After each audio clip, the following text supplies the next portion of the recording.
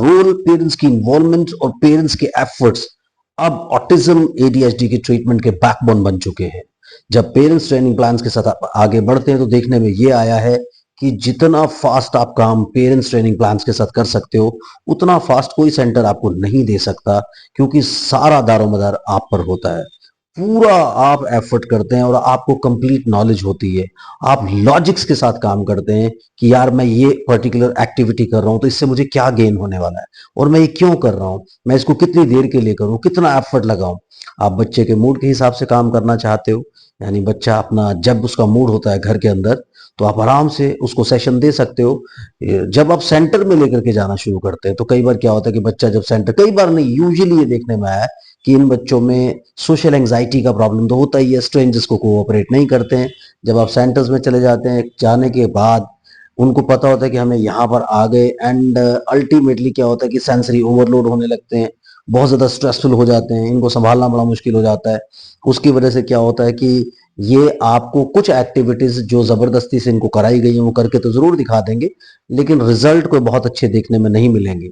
लेकिन घर पर जहां तक सवाल है, आप एज ए पेरेंट, क्योंकि आप तो पेरेंट्स हैं, आप गुस्सा भी करते हैं, डांटते भी हैं, मारते भी हैं, पिटाई भी कर देते हैं, सब कुछ कर लेते हैं, तो आप अपने बच्चे को ये एक्टिविटीज जब घर पे करवाते हैं तो उतना माइंड नहीं करते हैं।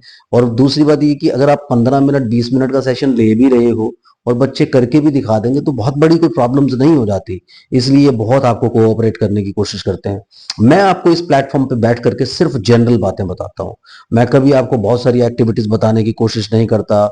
मैं कभी आपको 5 टिप्स ले लीजिए, 10 टिप्स ले लीजिए, 15 टिप्स ले लीजिए, इस तरह की कहानियां नहीं बताता हूं। जस्ट आपको अवेयर करने की कोशिश करता हूं, आपको एम्पावर करने की कोशिश करता हूं, ताकि आप उस एम्पावरमेंट के साथ आगे मूव करें। चैनल को सब्सक्राइब कीजिए, लाइक कीजिए, शेयर कीजिए, पूरी दुनिया में फैला दीजिए। मुझसे कंसल्ट करने के लिए 8168790299 डायल कर सकते हैं। +91 जरूर लगाएं अगर आप इंडिया के बाहर से कॉल करने वाले हैं। और आपको मैं ये बता देना चाहता हूं कि अगर आप पूरी तरह से ट्रीटमेंट में इन्वॉल्व रहेंगे, सारी नॉलेज आपको रहेगी, क्योंकि याद रखिए कि कहीं किसी टाइम पर थोड़ा सा पेरेंटिंग्स, जो पेरेंटिंग है उसके डिफेक्ट्स की वजह से पेरेंटिंग है, और उसकी उसकी कहीं ना कहीं आपको पूरी नॉलेज नहीं थी या आपको पता नहीं था, तो कहीं ना कहीं उसकी वजह से क्या हुआ कि बच्चे में ये सारे डिसऑर्डर्स आ गए, ये सारी प्रॉब्लम्स आ गई, वर्चुअल ऑटिज्म उसको आ गया। लेकिन अब आप अपनी पेरेंटिंग की वजह से, क्योंकि पेरेंटिंग के अंदर ही सब कुछ रखा हुआ है, पेरेंटिंग की वजह से अपने बच्चे को जल्दी से जल्दी नॉर्मल कर सकते हैं।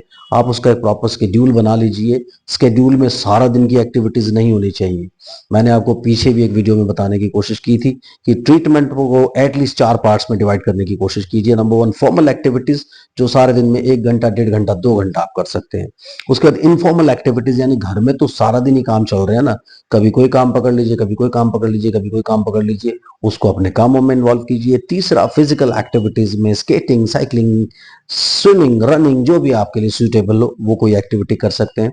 And then fourth one, entertainment activities, उसके साथ आधा घंटा, 1 घंटा म्यूजिक चला के खूब डांस कीजिए, उसको पकड़ पकड़ के हिलाइए और साथ में उसके साथ मिल करके पूरा उसको कडल करने की कोशिश कीजिए, जिससे कि वो ज्यादा से ज्यादा इन्वॉल्वमेंट आपको देने लगे। और एक बार बच्चा आपको इन्वॉल्वमेंट देने लगेगा तो ऑटोमेटिकली सेल्फ लर्निंग उसकी स्टार्ट हो जाएगी, क्योंकि वो कनेक्ट करने लगेगा अपने एक्सटर्नल एनवायरनमेंट के साथ।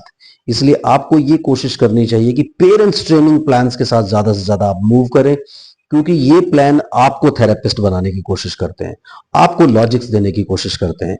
इसलिए पेरेंट्स ट्रेनिंग प्लान्स इसलिए बेस्ट होते हैं क्योंकि कई सारी चीजें हैं जो आपको क्लिनिकल एंगल पर नहीं मिलती। नंबर 1, आपका बच्चा जाना नहीं चाहता, क्योंकि वो स्ट्रेंजर्स के बीच में नहीं जाना चाहता। दूसरे, आपको कोई नॉलेज नहीं होती कि अंदर क्या हो रहा है। 1 घंटे, 1.5 घंटे, 2 घंटे के बाद आपको सेशन दे करके घर भेज दिया जाता है।